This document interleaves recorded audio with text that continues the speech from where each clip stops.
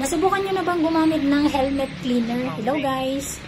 So, kami ay gumamit ng helmet cleaner Vendo dyan sa may Bantayan, Calamba.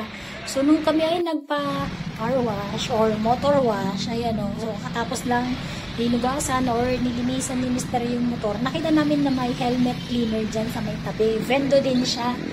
So, may instruction siya kung paano gagawin at ayan na nga, so sinimulan na namin. Naghulog kami ng 20 pesos. Ayan o. So, inassist kami ni ate, yung may-ari ng Vendo. Tapos, saka pinapindot na kay Mr. yung start. So, meron siyang 3 stages ng processing. So, una, yan yung UV utilization or UV sterilization for 1 minute and 26 seconds. So, yung buong processing pala niya yan ay tatagal lang ng mga 2 minutes. So, since 3 stages siya, so hinati-hati yung time hanggang sa matapos yung processing. Ayan, no? O, diba? Napaka-convenient gamitin. At dun sa mga nagmamadali na gustong linisan yung mga helmet nila at may makita sila na ganitong vendongan na helmet cleaner, pwede rin naman nilang i-try at malalaman nila kung ano yung resulta. So, somehow, effective din naman siya sa part ni Mr. na nag-aangkas.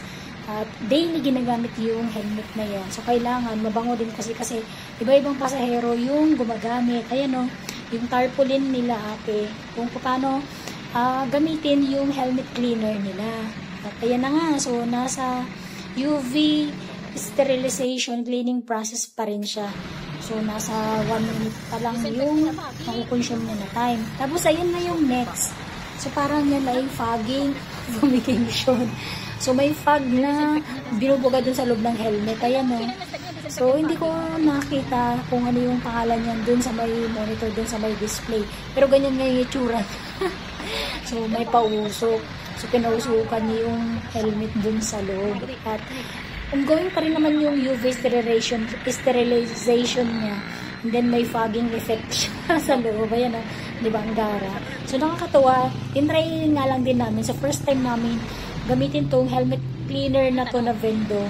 Tapos, ayun na. So, yung last step pala niya is drying process.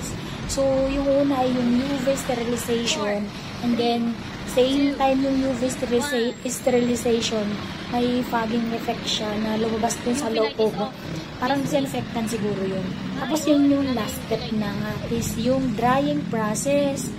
Tapos, nung patapos na yung oras, ayun na, natapos na yung time ng processing niya. Nawala na yung fog at saka nawala na rin yung UV light sa loob. Ayan o. So, ang pango nga din naman at amoy downy. Hindi ba mabango daw?